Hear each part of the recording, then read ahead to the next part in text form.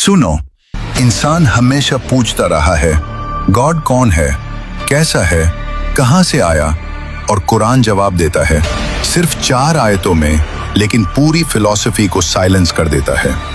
ये सूरा किसी डिबेट का हिस्सा नहीं, ये रियलिटी का फाइनल स्टेटमेंट है।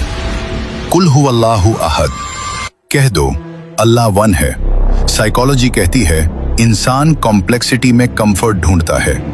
Multiple gods, multiple forces, multiple explanations. Quran simplicity लाता है, लेकिन एब्सोल्यूट सिंप्लिसिटी। अहद का मतलब सिर्फ वन नहीं, अहद equals indivisible, incomparable, unique beyond numbers. Philosophy यहां रुक जाती है, क्योंकि जो ट्रूली वन है वो पार्ट्स में डिवाइड नहीं हो सकता। अल्लाहुस समद, अल्लाह अस-समद है, ये कुरान का सबसे हैवी वर्ड है। साइकोलॉजी का ट्रूथ, हर इंसान किसी पर डिपेंड करता है, इमोशनली, मेंटली, एग्जिस्टेंशियली।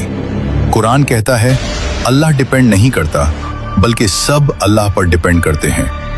अस-समद, जो खुद कंप्लीट हो, जिसको किसी की जरूरत ना हो, लेकिन सबको उसकी जरूरत हो। लम यलिद वलम यूलद, न उसने किसी को जाना न वो जाना गया। यहां कुरान लिनिएज तोड़ देता है।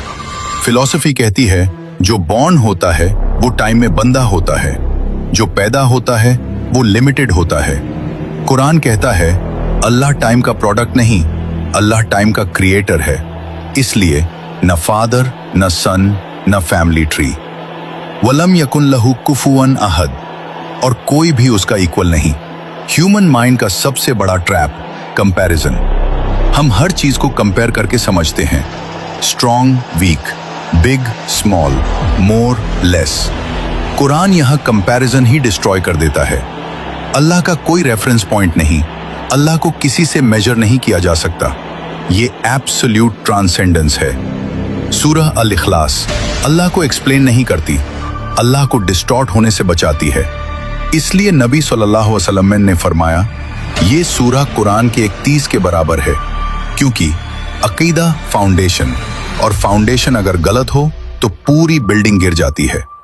गॉड कॉम्प्लिकेटेड नहीं है, गॉड कंफ्यूज नहीं है, गॉड ह्यूमन नहीं है, गॉड नेसेसरी रियलिटी है, अनक्रिएटेड, इंडिपेंडेंट, एब्सोल्यूट। और जब इंसान इस क्लैरिटी को समझ लेता है तो उसका दिमाग भी फाइनली रेस्ट कर लेता है।